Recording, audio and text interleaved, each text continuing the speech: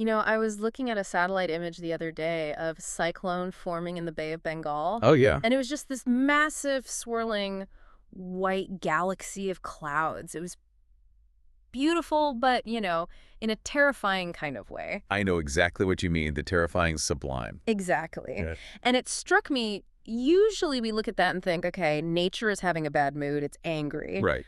But what if I told you that the disaster that follows isn't just about the wind speed or the rain?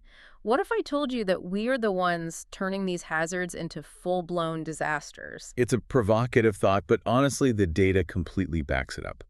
We often blame nature for the catastrophe, but usually nature just provides the event. The event, not the outcome. Exactly. We provide the vulnerability. It's the Yeah. difference between a tree falling in an empty forest and a tree falling on a house. One is just a biological event. The other, that's a disaster. That is exactly what we are unpacking today. Welcome to another deep dive. It's great to be here. Today, we are tackling a beast of a topic. We are looking at the Himalayas versus the Western Ghats in a landslide debate. We're going to try and solve the mystery of why the Bay of Bengal acts like a magnet for cyclones compared to the Arabian Sea. And a whole lot more. This is a fundamental chapter in our understanding of Indian geography. Yeah. It's really where physical geography crashes into human geography. It is. But before we jump into the eye of the storm, we have to do a little housekeeping for our community. This deep dive is special. We are basing this entirely on the Simplified UPSC by PPP curriculum. That's right. So if you really want to improve your retention of this material, please, I'm asking you right now, go subscribe to the Simplified UPSC by PPP YouTube channel. We are building something really special there that visualizes everything we talk about. And as we always say, quality content like this takes resources. The research, the audio engineering, digging up these old reports, it all takes time. So if you are capable, and only if you are, please think about supporting us on Patreon. It helps us keep bringing this super useful content to you. And a huge, heartfelt shout out to all our current supporters. You guys are the reason the lights are on in the studio today. It means the world. Also, don't forget to like the video and share your valuable comments. The algorithm loves it, of course, but honestly, we love hearing from you even more. It really does help us tune these dives to exactly what you need. And for those of you asking about materials, because I know you want to read along a review later, we've got you covered. We do. Free notes with practice previous year questions, or PYQs, are available on the public Telegram channel. Just DM to join. And for the serious learners who want the full arsenal, and I'm talking organized premium notes, detailed breakdowns, extra PYQs, and model mains answers that you can literally just memorize and write, the private Telegram library is open. DM us to get access to that vault. It's all there. It is. Okay. Mission brief, shall we? Let's do it. Our mission today is a comprehensive breakdown of NCERT Class 11 Geography, Chapter 7, Natural Hazards and Disasters. But we aren't just reading the book. I mean, anyone can do that. That would be boring. No, that would be passive learning. We are employing a strategic linkage. We're taking the text and connecting it directly with actual UPSC PYQs from 2013 right through to 2025. So you're not just studying geography. You're studying the psychology of the exam. We want to show you exactly how the exam setter thinks about this chapter. I love that. So let's start with the title itself, Natural Hazards and Disasters. I feel like in casual conversation, at a coffee shop, we use these words interchangeably. Oh, that storm was a hazard, or that storm was a disaster. All the time. Is there actually a technical, examinable difference here? Oh, there is a massive difference. And understanding it is the foundation of disaster management. I mean, if you get this wrong in an essay, you get the whole essay wrong. Okay, so break it down for us. A hazard is a dangerous condition or event. It could be natural, like an earthquake, or it could be man-made, like a chemical leak. The key thing is that it has the potential to cause harm. So it's a threat. It is a threat waiting in the wings. It's the gun sitting on the table. Okay, so a loose rock hanging off a cliff face on a mountain slope. Is that a hazard? Precisely. That is a hazard. It creates a zone of danger. But it is not a disaster yet. Right. A disaster is the consequence of that hazard. It's a catastrophe that disrupts the normal functioning of a community so badly that the community can't cope using its own resources. I see. So let's play this out. If that loose rock falls in an uninhabited valley in the upper Himalayas where no one lives, no roads exist, and no trekkers are hiking, Then it's just a geological event. It remains a hazard that activated, sure, but it's not a disaster. It's just mass wasting. okay. A hazard becomes a disaster only when it intersects with a vulnerable population. The mantra you need to write down is, Risk equals hazard multiplied by vulnerability. Hazard times vulnerability. Right. No people, no vulnerability, no disaster. Simple as that. That puts the human element right in the center of it. It's not just about rocks and wind. It's about where we choose to live, how we build, and how prepared we are. And that very realization led to a major paradigm shift in how the world handles these events. The NCERT text highlights a really important moment, the 1994 Yokohama Strategy. Yokohama. Okay, that was the turning point. What happened there? It was the World Conference on Natural Disaster Reduction. Before Yokohama, the global mindset, and this includes India's, was focused on post-disaster relief. So you wait for it to happen first. You wait for the earthquake to knock the building down, you wait for people to be homeless, and then you send blankets, food, and tents. It's reactive. It's like waiting for a heart attack to start exercising. That is the perfect analogy. But the Yokohama Strategy and the Plan of Action for a Safer World shifted the focus to pre-disaster mitigation and preparedness. Okay. It basically said, why are we waiting for the building to fall? Why don't we retrofit it so it doesn't fall in the first place? It shifted the whole conversation from charity to development. That makes infinite sense, yet it seems so much harder to sell politically than handing out checks after the fact. It is. I reinforced a bridge you drive over every day. Isn't as sexy as I saved you from a flood. Unfortunately true. Prevention is invisible when it works. But for the exam, you have to remember that shift from relief to mitigation. Now, the NCERT classifies these disasters into 4 broad categories to help us study them. It's a good mental framework. Right, let's run through them quickly so we have a mental map before we dive deep. First, we have atmospheric. These are your air-based events: cyclones, droughts, thunderstorms, tornadoes, hailstorms, anything happening up in the sky. Okay. Then terrestrial. Earth-based. The lithosphere. So earthquakes, volcanic eruptions, landslides, avalanches, soil erosion. Got it. Then aquatic. Water-driven. Floods, tsunamis, storm surges, tidal waves, all that stuff. And finally, biological. These are life forms. So insect infestations like locusts, fungal infections in crops, or viral diseases. Obviously, we all just lived through a massive biological disaster with COVID-19. Of course. Though the geography text focuses more on things like locust swarms, which act as an environmental hazard, destroying agriculture. Okay, let's unpack these one by one, starting with the one that literally shakes us to our core. Earthquakes. Shaking ground. I feel like we all know what an earthquake feels like, but what is actually happening down there? I know we talk about plates moving, but what's the mechanism? Why does the ground suddenly decide to jump? It all happens in the lithosphere. Remember, that's the solid crust and the upper mantle, roughly up to about 200 kilometers deep. Okay. The Earth isn't a solid, unbreakable rock. It's fragmented into these massive plates. And these blocks, these plates, are constantly moving past each other. But they're not smooth. Not at all. They get stuck. Friction holds them back, and stress builds up and builds up until snap. The rock breaks. And all that stored energy is released. And that release point, that's the focus. Correct. The point inside the Earth where the energy is released, where the rock actually breaks, is called the focus, or the hypocenter. The point directly above it, on the surface where we are standing, that's the epicenter. Right. And the energy travels as waves. Now, I always get confused here between the different types of waves. Can we break that down? We have to. This is a favorite area for technical prelims questions. Yeah. You have to distinguish between body waves and surface waves. Okay. Body waves. Body waves are generated at the focus, and they travel through the body of the Earth. They're divided into P waves and S waves. P and S, so primary and secondary. Yes. P waves, primary waves, are the fastest. They arrive first. They're compressional waves. Imagine a slinky. If you push one end, that compression travels right along the coil. Okay, a pushing and pulling motion. Exactly. They push and pull the rock in the direction of travel. And the S waves. S waves, secondary waves, arrive later. They're transverse waves. So imagine tying a rope to a wall and shaking it up and down. The wave moves forward, but the road itself moves perpendicular to that direction. Right. Now here's the critical exam point. P waves can travel through solids, liquids, and gases. But S waves can only travel through solids. Ah, and that's how we know the center of the Earth is liquid, right? Because the S waves just disappear. Exactly. They hit the liquid outer core and they vanish. It creates what we call a shadow zone. That's literally how we X-rayed the Earth. But the text says the surface waves are the most destructive. Now, why is that? If P and S waves have all this energy from the core, why are the surface waves the real killers?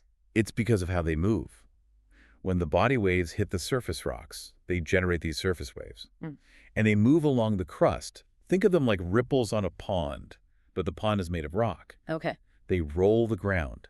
That elliptical, rolling motion creates this twisting force that buildings just are not designed to handle.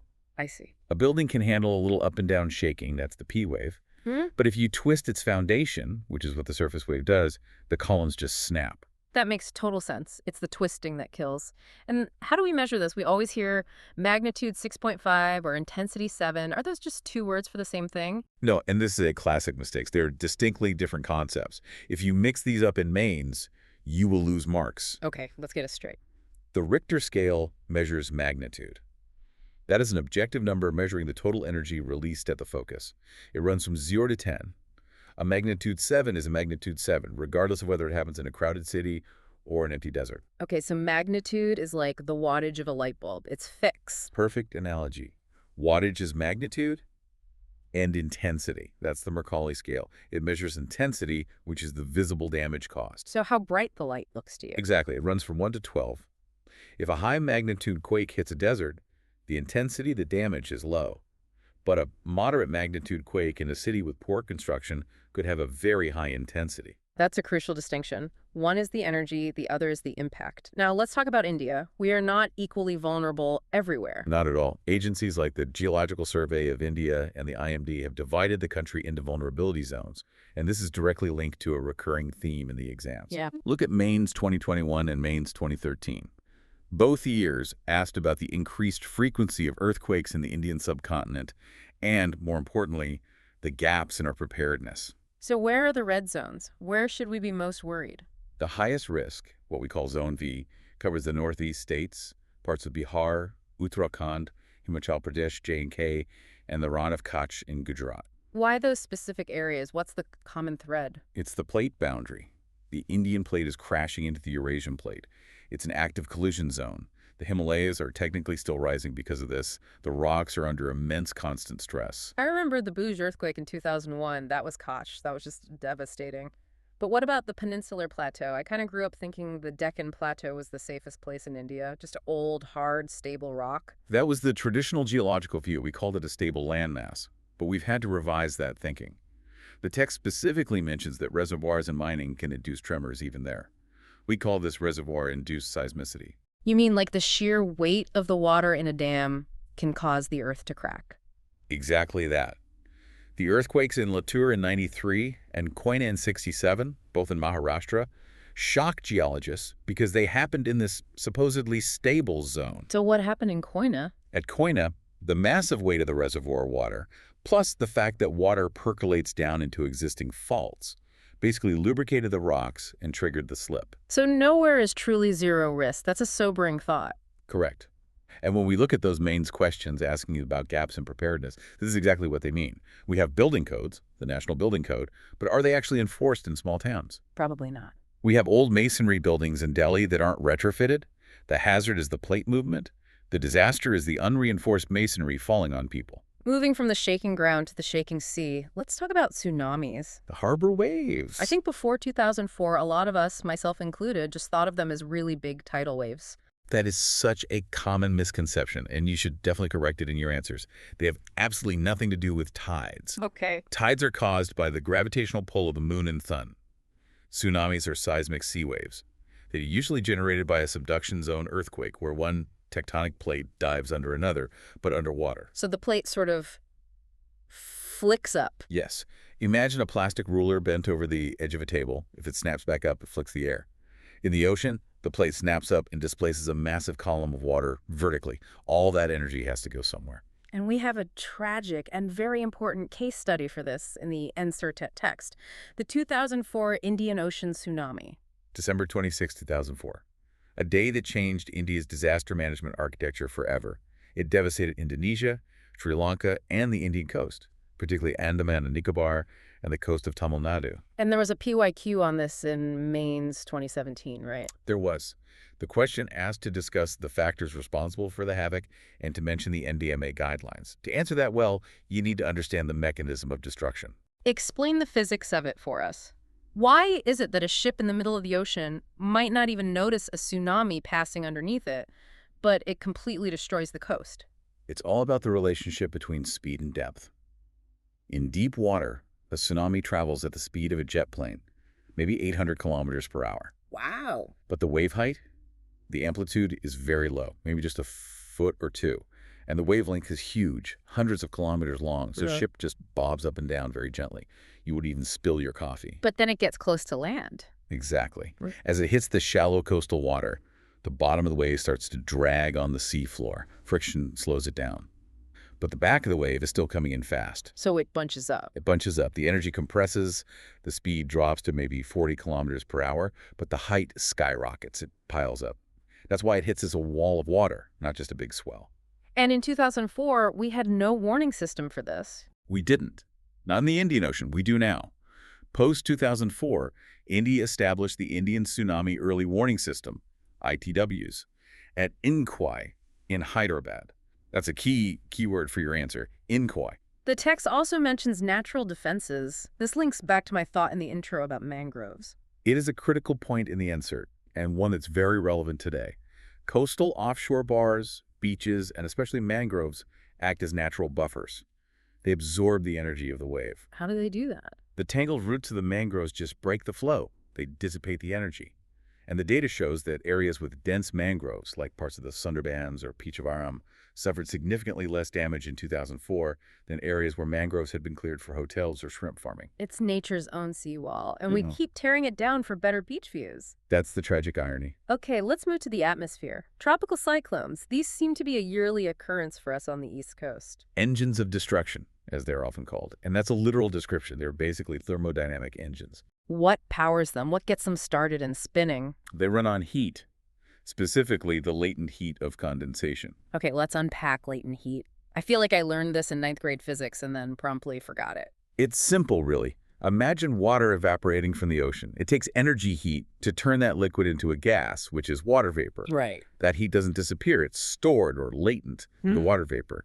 When that vapor rises, cools, and turns back into liquid rain, it releases that stored heat back into the atmosphere. And that released heat warms the air around it. Precisely. Warm air rises, so the air rises even faster, creating a vacuum below it, a low-pressure area, which then sucks in more air from the sides, creating more wind. It's a self-feeding cycle. So to get the engine started, you need really warm water. That's the first ingredient. You need a large sea surface with a temperature higher than 27 degrees Celsius. That is the non-negotiable threshold. You also need the Coriolis force to start the spin, which is why cyclones don't form right at the equator. Coriolis is zero there. Now, here is where it gets really, really interesting for the UPSC aspirant. If you look at the PYQ's mains 2013, 2014, and 2019, the exam is absolutely obsessed with one specific comparison. It's the big one. The Bay of Bengal versus the Arabian Sea. The question is always some variation of, why does the east coast of India, the Bay of Bengal, suffer more cyclones than the west coast, the Arabian Sea? It is the classic Indian geography question. And to answer it well, you need to synthesize a few different factors. Okay, let's hear them. First, temperature. The Bay of Bengal is generally warmer than the Arabian Sea, so it provides more fuel for the engine. Simple enough. Second, and this is a nuance many people miss, is salinity and stratification.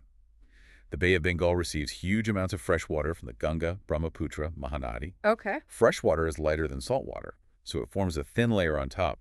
This prevents the warm surface water from mixing with the cold deep water, so the surface just stays hot. It's like putting a lid on a pot. Wow. So the rivers are actually feeding the cyclones but keeping the sea hot. I never thought of that. Exactly. The Arabian Sea has higher evaporation and less river input, so the water mixes more, which cools the surface. Okay, what else? Third is the shape. The Bay of Bengal is funnel-shaped. As a storm moves north, it gets constricted between India and Myanmar. The energy concentrates. The Arabian Sea is more open, so the energy can dissipate. Right. And fourth, the source. Many cyclones actually originate way over in the Pacific Ocean or the South China Sea. They cross over Thailand and Myanmar, weaken over land, and then regenerate in the warm waters of the Bay of Bengal. The Arabian Sea doesn't have that conveyor belt of storms feeding into it from the east. However, I've noticed lately, and I think the news backs this up, that the Arabian Sea seems to be getting busier. You are absolutely right. And for a modern answer, especially for a 2025 or 2026 exam, you must mention this. Climate change is warming the Arabian Sea. We are seeing more frequent and more severe cyclones there now, like Cyclone Tauktae or Cyclone Biparjoy. So the historical imbalance is shifting. It is shifting. The thermal threshold of the Arabian Sea is being breached more often. And speaking of names, how do we name them? One year it's Phelan, the next it's Fani, then Biperjoy. Is it random? No, not at all. And Maine's 2013 actually asked about this regarding Phelan. There is a regional body, the WMO ESCAP panel, involving countries like India, Bangladesh, Myanmar, Pakistan, Oman, and so on. Okay. Each country submits a list of names. We basically put them all in a pot and rotate through them sequentially. This ensures neutrality and helps in easy identification for warnings, avoiding confusion. And the warnings themselves are color-coded now. Yes, Maine's 2022 asked about this. The IMD uses red, orange, and yellow alerts. It's important to know that red doesn't just mean bad weather. It means take action now. Orange means be prepared, and yellow means be updated. Good to know. Okay, let's flow from water in the air to water on the ground. Floods. A hazard that is becoming increasingly and worryingly complex. We usually think of floods as just too much rain, but again, looking at our cities, it feels like we are flooding even when the rain isn't historic or unprecedented. That is the crucial distinction between natural and human-induced causes. Go on. Natural causes are pretty obvious. Heavy rainfall, storm surges, melting snow. Yeah. But the human causes are what we're seeing in the news every monsoon. Deforestation removes the sponge effect of trees. But in cities, it's all about urban floods. And this was a PYQ in 2016 and 2020. Major cities of India are becoming more vulnerable to flood conditions. Exactly. Think about Hyderabad, Chennai, Bengaluru, Mumbai. We have paved over the ground concretization. The water can't seep in. There's nowhere for it to go. Nowhere. We have built colonies on ancient lake beds and blocked natural drainage channels with construction debris or illegal settlements. So when it rains, the water has nowhere to go but into our living rooms. This is not a river overflowing. This is a citywide drainage failure. So a rural flood in Bihar is often about the river's channel capacity, but an urban flood is really about terrible land use planning. Precisely. In Bihar, the Kosi River, famously known as the Sorrow of Bihar, floods because it carries so much sediment down from the Himalayas. The silt settles, raising the riverbed. Eventually, the water is flowing higher than the surrounding land. Oh, wow. Then it just breaks the embankment and shifts its course. That's a riverine dynamic. In Mumbai, it's a we block the exit dynamic. There is another interesting PYQ from 2013 about the Western Ghats. There is no formation of deltas by rivers of Western Ghats. Does this relate to flooding at all? It does, in a subtle way. The Western Ghats are steep and made of hard rock. The rivers there, like the Netravati or the Periyar, flow very fast over a short distance into the Arabian Sea. They don't have the time or the space to deposit sediment and form a delta. So the water just rushes out? It means the floodwaters discharge very quickly into the sea. Now compare that to the East Coast. The Godavari or the Krishna flow for hundreds of kilometers, picking up silt, and they form these massive flat deltas. The water slows down there, spreads out, and just lingers. So the flood duration and the stagnation are often worse in the deltaic regions of the East Coast. Exactly. So geography dictates the type of flood, but humans are dictating the severity. The Rashtriya Bar Ayog, the National Flood Commission, identified 40 million hectares as flood-prone, but that number is growing, not because it's raining more, but because we keep encroaching on the floodplains. Now let's talk about the complete opposite of a flood. Droughts. The creeping disaster. Creeping's exactly the right word. Unlike an earthquake, which is sudden and violent, you don't really know a drought has started until you are already deep inside it. It accumulates over time. The NCERT breaks this down into 4 types, which I think is really helpful for getting clarity. Yes, this is a great framework. First, you have meteorological drought. This is the simplest one. Yeah. The rain didn't fall. A significant deficit in rainfall compared to the long-term average. Okay, that's step 1. Step 2 is agricultural drought. This is when the soil moisture is insufficient. The rain might have stopped months ago, but now the plants are starting to die. You can have a meteorological drought without an immediate agricultural drought if you have good irrigation. But eventually that irrigation runs out. Which leads to step 3, hydrological drought. This is when the reservoirs, lakes, and crucially, the groundwater levels all start to fall. This is what really hurts the cities and the industries. And the final stage. The worst-case scenario, ecological drought. This is a total systems collapse. The ecosystem productivity fails. The trees die. Wildlife dies. It can lead to desertification. Maine's 2014 asked about the mechanism for preparedness and the NDMA guidelines on this. So what's the big shift here? The shift is from crisis management to risk management. Explain that. Crisis management is, the well is dry, let's send a water tanker. Risk management is, let's build a check dam and practice rainwater harvesting 5 years ago so the well doesn't go dry in the first place. Proactive again. It's all about watershed development. And it's also about shifting crop patterns. Crop patterns, that's a big one. It's huge. Why are we growing sugarcane in the drought-prone regions of Marathwada in Maharashtra? Sugarcane is an incredibly water-guzzling crop. It's a water-intensive crop, yeah. Growing it in a water-scarce region is basically manufacturing a drought.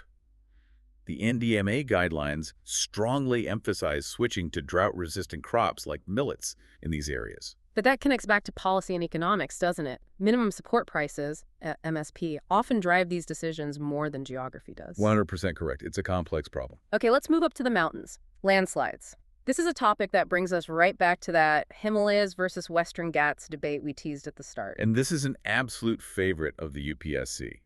Mains 2013 and 2021 both asked to differentiate the causes of landslides in these two distinct regions. You need to have this comparison ready in a table format in your head. Okay, so let's build that table right now. Why does the Himalaya slide? The Himalaya is young. In geological terms, it's a baby. It's still growing. So it's unstable. Deeply unstable. First, tectonic activity. It's an active plate boundary. It's moving, it's shaking. Second, the geology. The rocks are mostly sedimentary and unconsolidated, meaning they are loose, crumbly, and fractured. Not solid rock. Not at all. And third, the slope. These are very steep, young mountains. So in the Himalayas, the gun is already loaded by nature. Gravity and tectonics are the primary drivers. Now let's compare that to the Western Ghats. They are old, stable block mountains, hard rock. Why on earth are they sliding? That's the question. They really shouldn't be sliding as much as they are.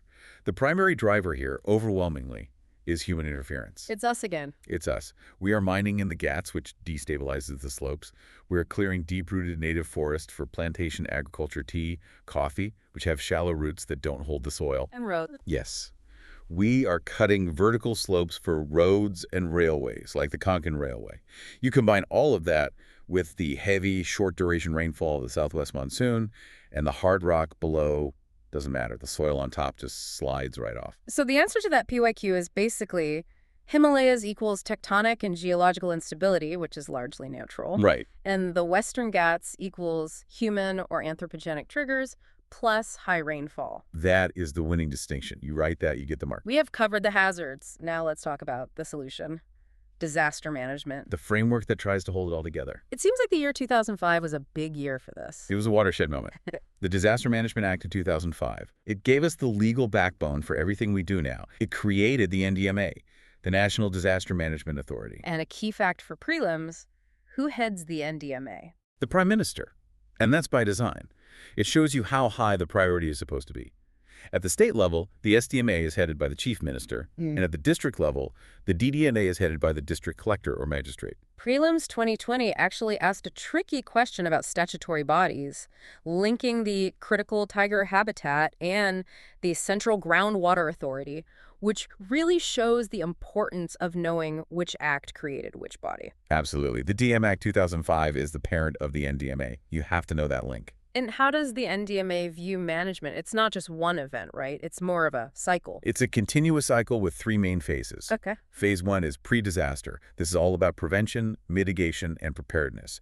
Building the early warning systems, conducting drills, strengthening the levees, all the proactive stuff. Right. Phase 2 is during the disaster. This is the immediate response, rescue and relief. This is where you see the NDRF, the National Disaster Response Forces, those heroes in the orange jackets saving people. Then after the rescue. That's phase 3. Post-disaster.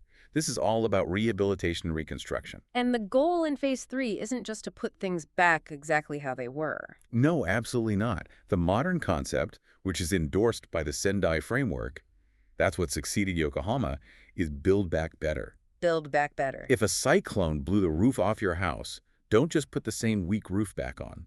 Put a stronger one on. Increase your resilience. Resilience, that's the key word, isn't it? It is the ultimate goal. We cannot stop nature. We cannot stop the earth from shaking or the wind from blowing. But we can stop those hazards from becoming disasters by reducing our vulnerability. We've covered so much ground today, from the tectonic plates of the Himalayas to the mangroves of the Sundarbans. We really have. And we've seen that India is, in many ways, a supermarket of hazards. We have almost every type of danger on the menu because of our diverse geography. But the death toll isn't written in the stars. It's written in our building codes, our zoning laws, and our respect for those natural buffers. Indeed, it's written in our choices. Here's a thought to leave you with. We discussed how mangroves protect us from tsunamis. If we continue to destroy these natural barriers for beach resorts and shrimp farms, are we actually inviting the next disaster? It raises a really uncomfortable question. Is the next natural disaster actually a man-made murder? When we know the science and we ignore it, ignorance is no longer an excuse. Something to think about. That wraps up our deep dive into natural hazards and disasters. We really hope the strategic linkage of the insert text and the PYQs helps you visualize the exam's demands more clearly. And if you found this dictat helpful, please subscribe to Simplified UPSC by PPP. We are committed to decoding this entire syllabus for you. And please do support us on Patreon if you are capable. It really does keep the lights on and the content flowing. Shout out again to our amazing supporters. You guys rock. Don't forget to join the Telegram channel for all the free notes and practice PYQs we mentioned in this episode. And for the serious learners, that private Telegram library is waiting for you with all the premium notes and model answers. DM us to join. Like, share, and comment. We'll see you in the next deep dive. Stay safe and keep learning.